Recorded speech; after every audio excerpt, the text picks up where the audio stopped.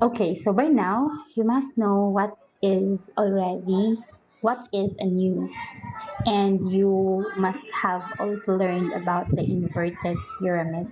Now let us discuss what are the parts of a news article.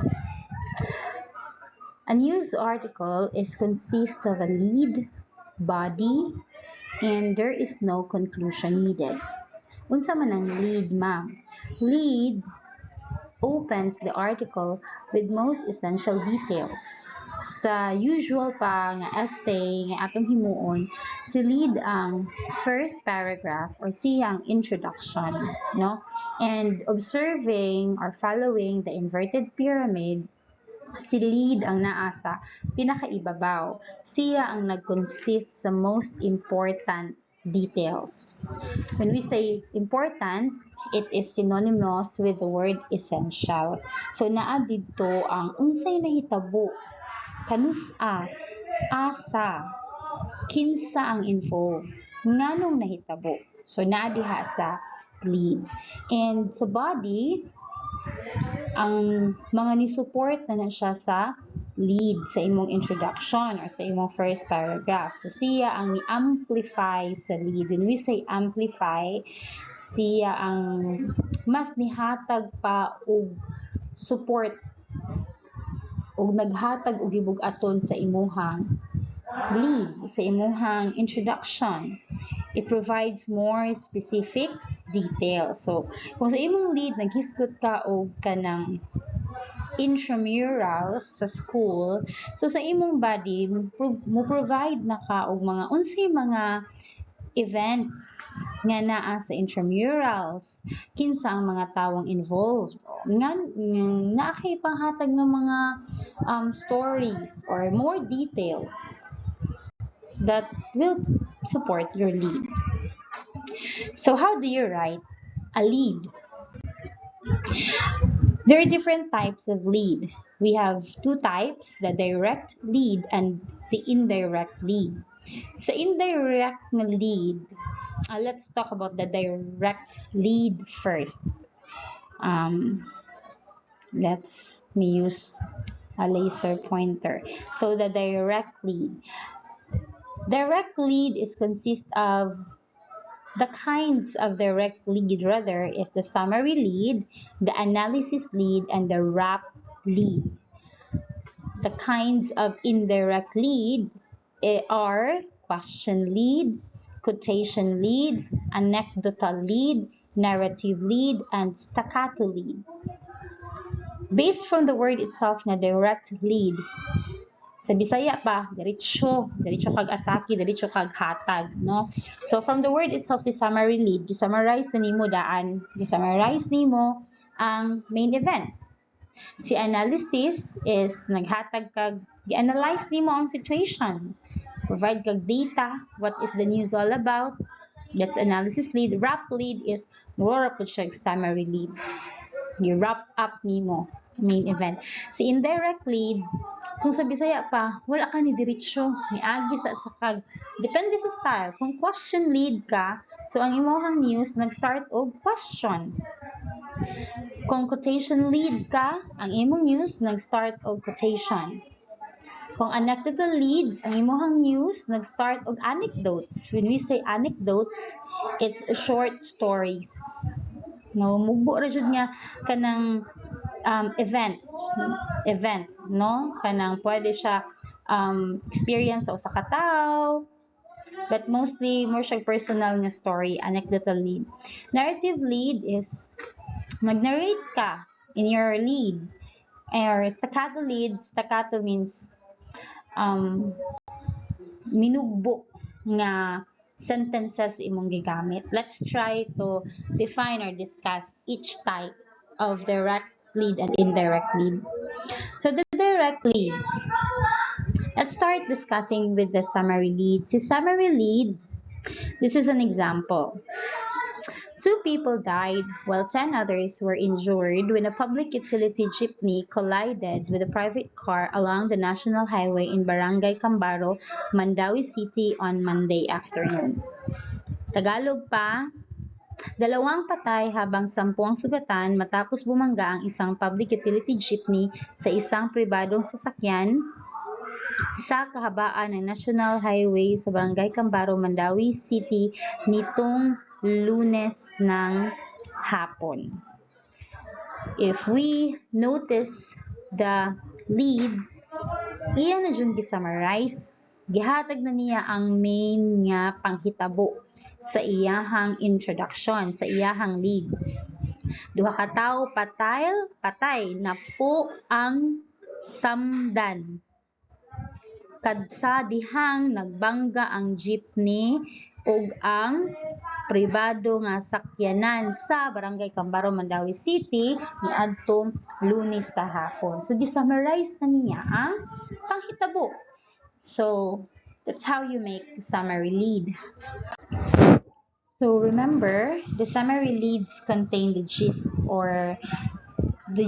summary, or essence of the news article.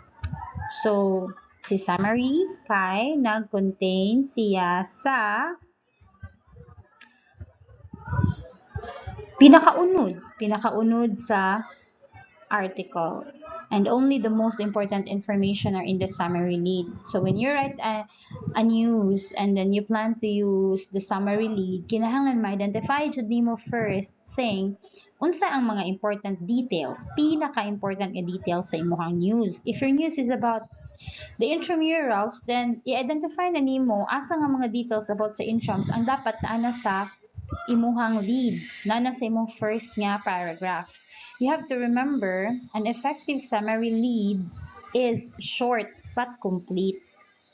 So when you want to talk about the intramurals, definitely you write the theme, you write when was it, where was it, and who are the people involved, no? And it must be written in one sentence only. Then famous persons, places, and things are directly in the lead, otherwise generic name is used as di na mabasa.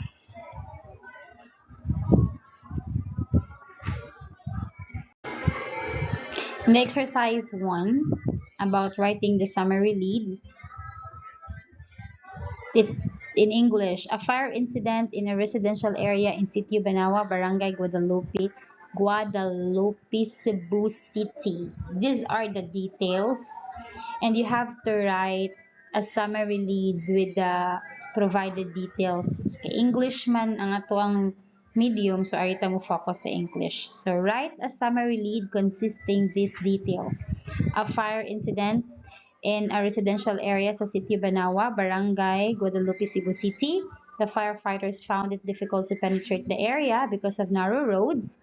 It was past AM on the day that it happened, and then 3 persons died who were all members of the same family. So write a lead based on this information and try always remember you just have to get what is important from the details provided, because a summary lead must be short, direct, and simple para ang readers nimo di pud kapuyon, no? So kung mahimo, every word is important when you compose your summary lead. And I will check your summary lead, ha? So let's proceed to the next slide.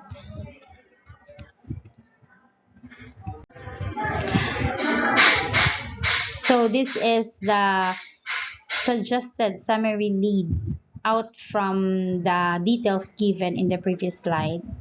3 members of a family died in a fire that erupted at a residential area in Sitio Banawa, Barangay Guadalupe, Cebu City, past AM today. So, ano siya ka-simple, usara ka-sentence. Ingon na siya diretso, tulo ka miyembro sa usa ka pamilya namatay tungod sa sunog nga nahitabo sa residential nga area sa Banawa, Barangay Guadalupe, Cebu sa alas 4 sa buntag karong adlaw. It's as simple as that. Those are all important details. Let's have exercise 2. Another exercise for you to create a summary lead. Ari gihapon ta sa English mo focus The details given to you nga suwatan nimong summary lead is the following. In a speech at the 43rd ASEAN Summit in Jakarta, Indonesia yesterday, President Bongbong Marcos said, "We once more call upon all parties for self-restraint on activities that complicate disputes in the South China Sea. We must not undermine regional peace, stability, and security." So how do you create a summary lead out from that information? So you try to pause this video and then create your own summary lead.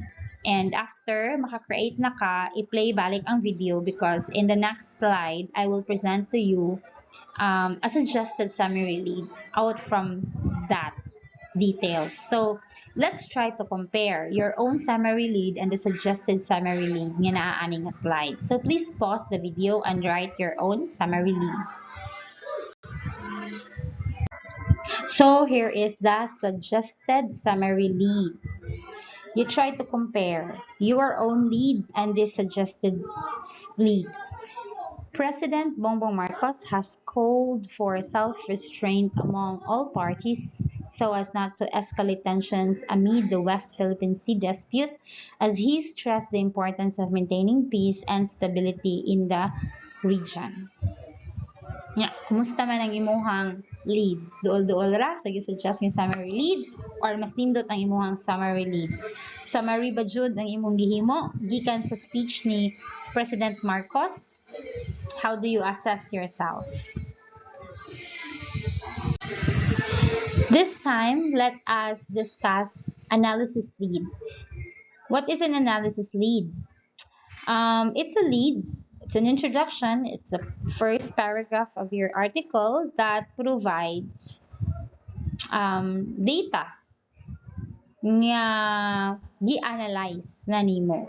Example, the total government budget for 2023 reached 3.757 trillion pesos, representing 13.02% increase from the budget last year. Data from the Department of Budget and Management showed yesterday. So as you have observed, involved ang numbers, involved ang figures, data, no? Kay analysis lead man. So that's how you use analysis lead. Now, let's discuss about wrap lead. When we say wrap, mo siya giputos. Let's study the example. A 60-year-old man was pinned down by a fallen coconut tree in Sugod. 2 fishermen remained missing in Bantayan, while several houses and establishments in various towns and cities were submerged in floodwaters amid the inclement weather brought about by the Typhoon Onyok in Cebu province over the weekend. So na diha ang main nga details sa balita. Almost similar sa summary lead. Na diha ang tanan, taas siya no compared sa summary lead. Si summary lead mubo, si wrap lead na diha tanan jud mo siya istorya na niya nga ang 60 anyos nga lalaki kay namatay, napislat o nadatugan sa nahog nga natumba nga punuan sa lubi dito sa Sugod. So na si who, na si what happened ug naana pod si where. Unya nisulti pa jud siya sa lain na pod nga event. 2 fishermen remained missing in Bantayan. Naiduha ka mangingisda nawala sa Bantayan, ang uban nga balay pa jud og building sa lain-lain nga lungsod ug lungsod kay nalubong sa baha tungod sa di maayo nga panahon nga gida ni Typhoon Onyok. So gi-cover na niya ang tanan nga balita. I-cover na niya ang tanan nga covers iyang balita kay di ra man usa ra iyang topic ani. Lain-lain nga event tungod sa Typhoon Onyok nga naa sa Cebu. Wrap lead na siya. Now on the indirect leads. Unsa ganitong mga indirect leads kadtong quotation, question. We will discuss each of them. So let's have an example of a question lead. Trapped in the middle of a storm, in the middle of the sea, and in the middle of the night, how would you fend yourself to survive? For the fisherman Juan de la Cruz, it was all about courage, tenacity, and prayerfulness. De la Cruz, 64, a resident of the coastal barangay of Agnaya in San Remigio town, northern Cebu, miraculously survived the onslaught of Typhoon Onyok by seeking refuge in a nearby small island and reciting the Lord's Prayer in 100 times. So, nice kayo iyang pagka-present sa iyahang news, no? Kay dili siya ang usual or ordinary nga balita ang atuang mabasahan sa newspaper. Why? Nigamit siya og question sa iyahang first nga sentence. It's like, sa pag-present niya sa iyahang balita, ni-gather siya og facts, pero at the same time, ni-try siya touch sa heart sa iyahang readers. Di man ka, ningon siya nga, napriso ka, tunga-tunga, natun-an ka sa usa ka bagyo, sa tunga-tunga sa dagat, sa tunga-tunga pa jud sa gabii, unsaon nimo pagpamaagi para makasurvive ka. So, lahi siya og atake sa readers. And then, after the question, gipresent na dayon niya ang panghitabo sa experience ni Juan de la Cruz during sa man to, bagyong Typhoon Onyok. So, it's a unique way of in making your news. So, if you have a news to write, you have to be careful kung unsa nga best sa klase sa lead. Unsa nga klase sa lead ang best para sa imuhang balita. So, gamit ang parihas nga lead sa kaganiha, gigamit og question lead. Kato nga question lead, ato tong himuan lain na pud nga lead gamit ang summary nga lead. So, kung dili question ang imong gamitin sa lead with the same detail, mao ni siya in summary lead ni siya nga version. A 64-year-old fisherman from the coastal barangay of Hagnaya in San Remigio town, northern Cebu, survived the onslaught of Typhoon Onyok at sea by taking shelter in an uninhabited small island and reciting the Lord's Prayer at least 100 times. So, mao na siya ang summary lead. Now, the quotation lead. When we say quotation, gikan siya sa speech sa usa ka tawo. So, when you get a very important or a powerful line gikan sa speech sa usa ka tawo, you'll get it, write it in your lead, and then put it in a quotation mark. Example, that's one small step for a man, a giant leap for mankind. American astronaut Neil Armstrong uttered those words as soon as he landed on the moon on July 16, 1969, to become the first person ever to unlock such feat in human history. So, as you can see, ang line gikan sa gisulti ni Neil Armstrong ang iyang gigamit para sugdan ang balita. So, what kind of news do you think if you will be asked by your coach to write a news, unsa nga balita imuhang gustong gamitan og quotation lead? Nya kato nga quotation lead ganiha, ato tong suwayan og himog summary lead. The summary lead version. American astronaut Neil Armstrong landed on the moon on July 16, 1969 to become the first person ever to unlock such feat in human history. Okay, so that's the summary lead version. So, ang summary lead manggod, siya ang usual nga lead nga ginagamit nga makita nato siya sa newspaper. No, so you see the difference between kung quotation imong gamiton o kung summary imong gamiton. Dili man buti pasabot nga mas nindot si quotation. Awa si summary nindot man gihapon siya. But you have to choose which is best or which is more appealing to the readers. Especially if you will join on a news writing contest Which style of writing sa lead do you think will appeal to the judge? So maniid ka, unsay kay tan-aw nimo nga ganahan sa judge nga klase nga pagka-lead, no?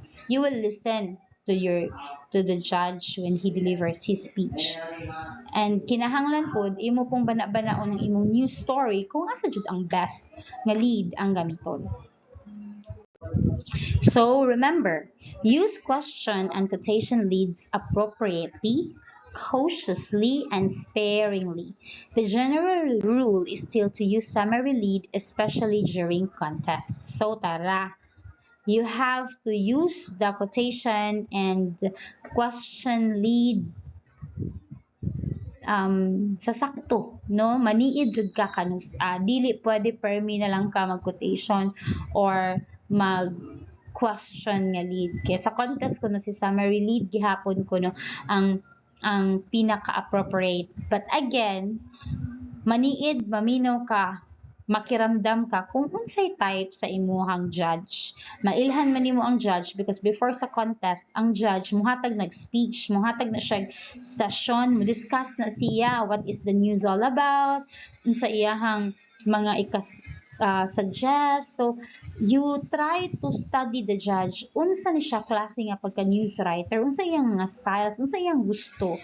So mo na atong ihatag ng article sa iyaha or style of writing. So not all questions and quotations deserve a spot as an opening sentence to a news article.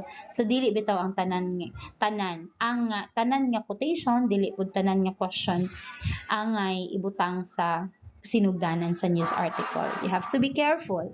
And questions must be thought-provoking. Di pwede magpatakag gamit og question. Kinahanglan makainganyo siya sa paghuna-huna sa reader. And quotations must be controversial and impactful. So dili pwede bisan unsa lang nga line gikan sa imong gi-interview ang imong gamiton as quotation lead. Kinahanglan ang line nga imong gamiton is controversial, kanang makainit sa readers, kanang madakpan diretso, makatandog sa readers or naa siya'y dako nga impact.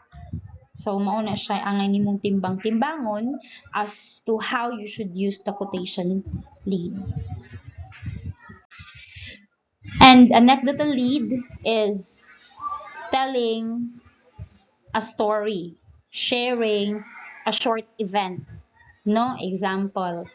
At the dilapidated morgue in Mandaluyong City in Metro Manila, Police Regional Office Director Marcos Brandao walks over the blood-smeared floor to where the corpses are kept. He points out the labels attached to the bright metal doors, counting out loud. It has not been a particularly bad night. There are 9 shooting victims in cold storage.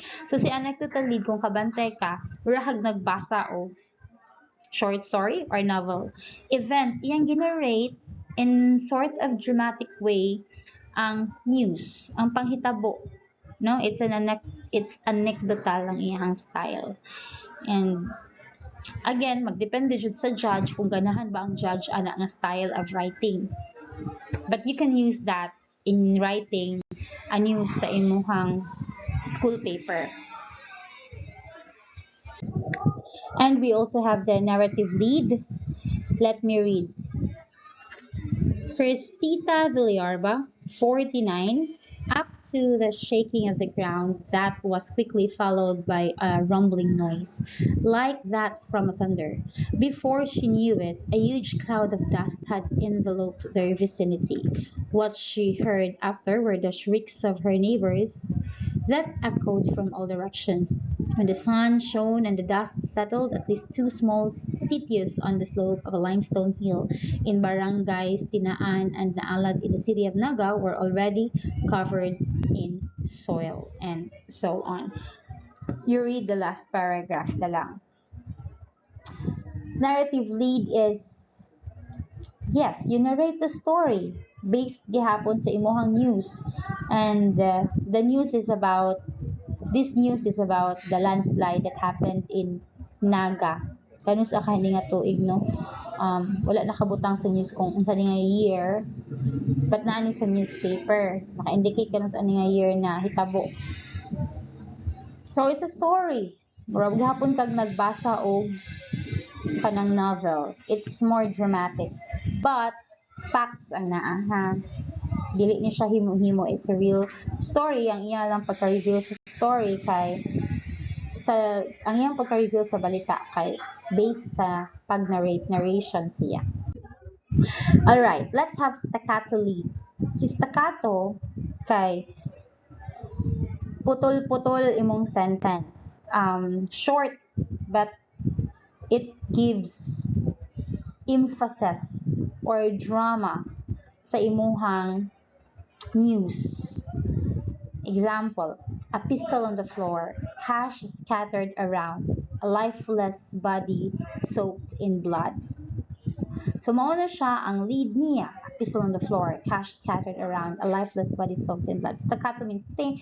Kung sa music pa, ting, ting, ting, ting. Ginagmay nga pag-play sa note, short, ginagmay, medyo daghan. 3 to 4, mga at least 3 kabuok short sentences or short words ang imong gi-present to introduce your news or your news story, no? So akong basahon balik ang example, a pistol on the floor, cash scattered around, a lifeless body soaked in blood. This was the scene inside a room at Pebbles Beach Resort and Restaurant in the southernmost town of Santander, Cebu, where former Mandawi City Councilor Beethoven Toben Andaya was found dead yesterday. So, more dramatic ang iyang approach, kanigamit siya staccato lead. So, you can use that also. Then we have, let's have the knowledge check. True or false? Every type of lead can be transformed into a summary lead. True or false? I think it's true. True or false? If the main source of the news article is an interview, quotation lead is the best lead to use. I think not necessarily. It still depends on the content sa mga answers sa interviewer ug depende pud unsa nga point of view ang imong gipakita sa imong news. Dili sa tanang higayon the best ang quotation lead. Dili necessarily abi kay interview ang imong source sa imong information, quotation imong gamiton. Dili ha, depende. And then the third bullet, as a news writer, I should be concerned with mastering summary lead writing rather than writing other types of lead. True or false? I think it's false. You should be concerned with mastering all types of writing.